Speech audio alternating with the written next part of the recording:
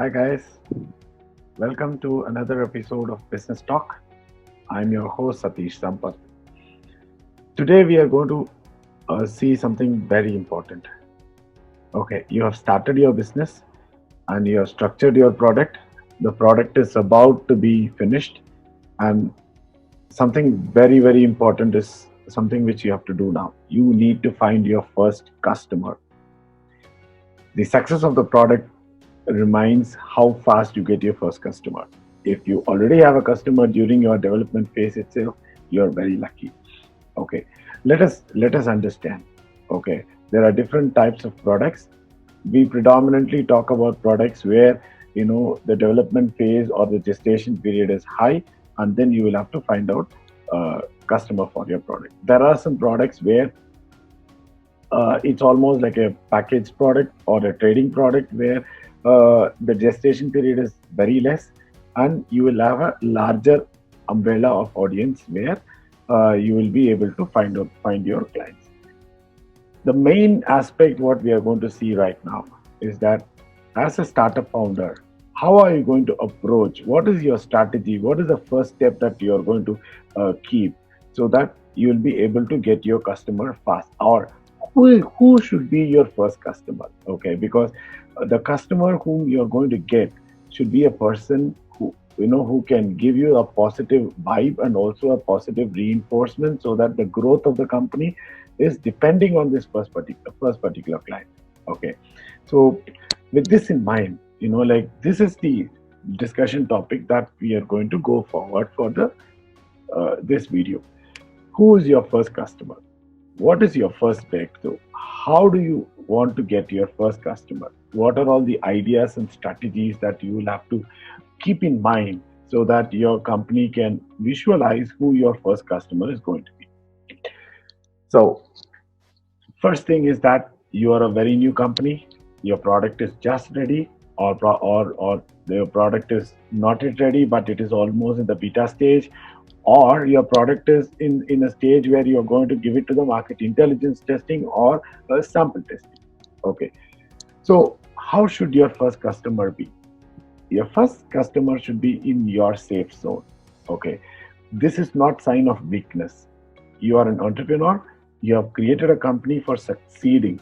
Okay, you're not creating a company for achieving to go to the topmost billion-dollar company on the first day and then fail on the 10th day. It's not going to be like that. You are here for success and you are here for succeeding. So don't be ashamed. First, try to go to the people who are in your first circle, personal circle, related people, personal business owners, or people whom you know very closely with, your mentors, your guides, or you know. The other thing is that once your operable version of demo version is ready, okay, try to issue the free beta to these people. Okay, they are the industry's expert. There is a separate video on how you have to choose your mentor, how you have to choose your advisor. I will give the link in the bottom of the page. And in this particular thing, I have also discussed earlier about what are all the costs that you have to save and what are all the costs that you should not compromise on. So coming back to this subject, the operable version, okay, or you can probably call it as the first output which you are going to give from your company. Okay, go to the source where you got the idea from. Okay, you have been working with some company before, or probably you are just out of a college.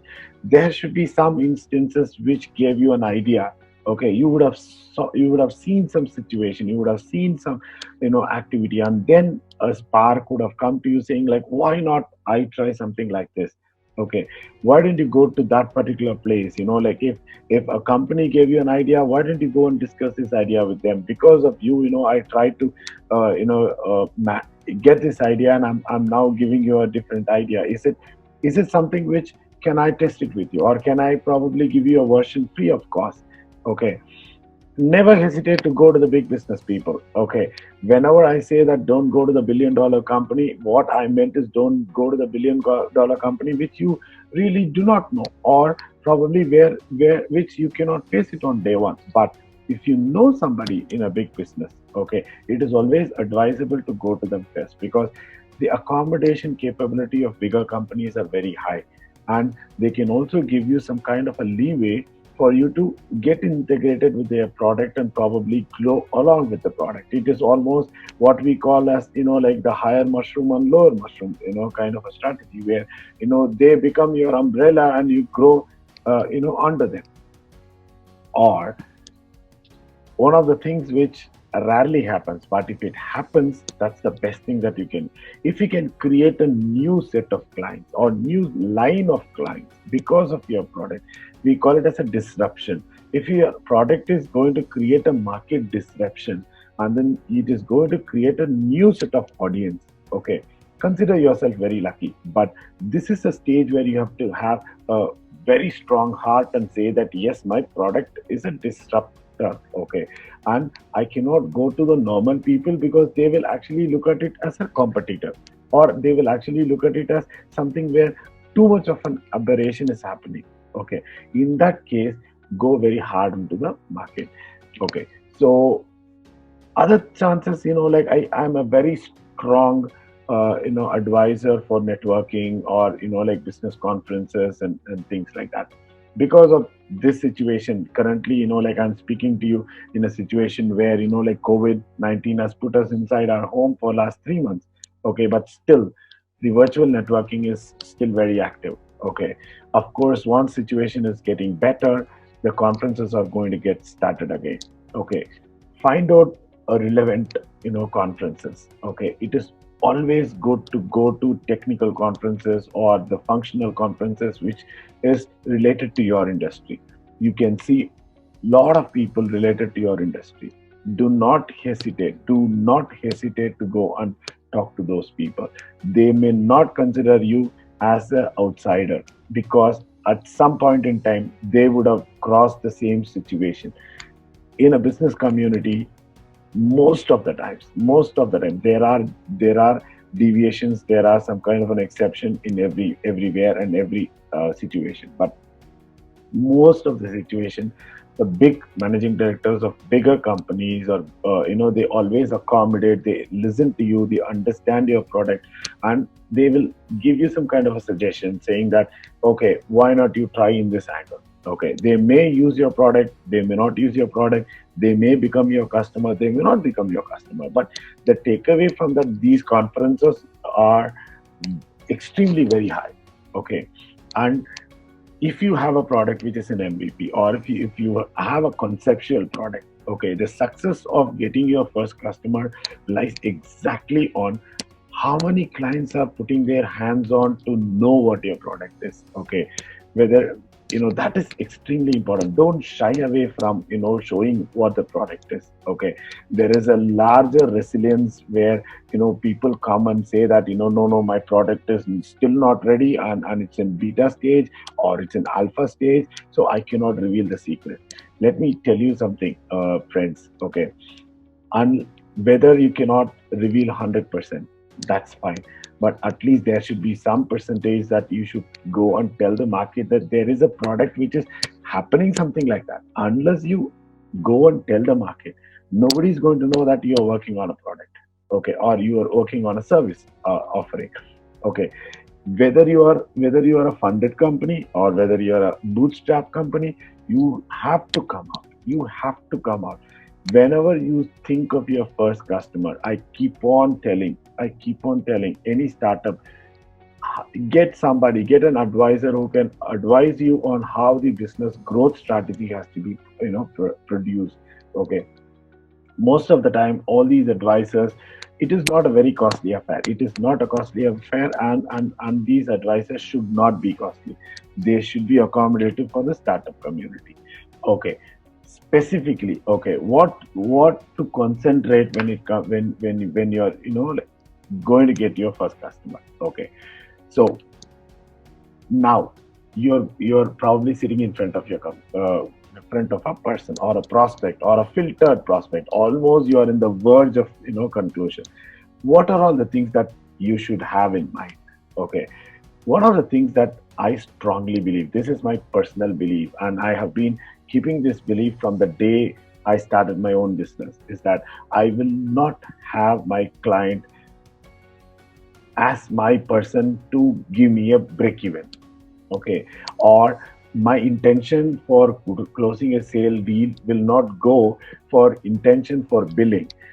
Okay, always try to land in a client who is willing to explore, okay, and push you in the right direction rather than, you know, a one time sale. Think of it like this, friends.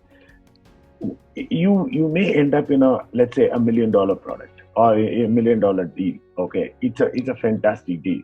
Okay, but you very well know that this particular product is a work in progress, or there is something, some kind of a work in progress which needs to be done for a future time. Why not you actually tell this to the client and then make this $1 million into a recurring retainer, maybe something like a 25,000 retainer per month, and convert it into a longer contract. Okay, you may not take the $1 million in one shot, but you may probably extend the contract in a way where the scope of the contract would probably increase, and after say 3 or 4 years period, you will probably see that this particular the project will not be $1 million, but it will be like $3 or $4 million. Okay. When I say this, I am also meaning that never undersell your product. Okay. Because a prospective client is sitting in front of you and he is saying that no, no, no, I want a 30% discount because I'm going to be your first client. I'm going to give you a life. I'm going to give you a business and opening. Okay. Instead, what you can actually go and tell them is that, like, you know what, I don't think 30% discount is going to, value it for my particular product. Okay. Why don't I give you some kind of a 1 month free beta, additional 1 month free beta, or additional 1 month free? Okay. You you use it, and if you are actually satisfied, if you find there is a value in it, okay, why don't we come and renegotiate, or why don't we sit across a table and talk again? Maybe after 30 days, or maybe after 45 days. Okay. Uh, Never undersell your product. On the other hand, never oversell your product also. Okay. My last point to you guys is this: try to go to some client, okay, who knows more than you about this particular product or industry, or how this particular industry is working out. Try to convert them into your client. Like there, if you're going to lose few bucks here and there, it is okay according to me. The reason, because they will actually give you a kind of a guidance. They will push your product in a way which even you would have not thought about it. Okay, try to think about it.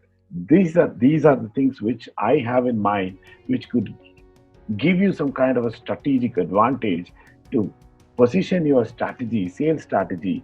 And then when you're sitting in front of your first prospect, filtered first prospect, if you can have these things in mind, the first customer conversion is going to be very easy. At the same time, the first customer that you're going to convert is going to be a very nice partner addition to your services. Okay, so this is what I have in mind. I hope you like uh, what is being presented to you. If you like, please subscribe to our channel, support our cause, and I will see you in the next video. Thank you very much.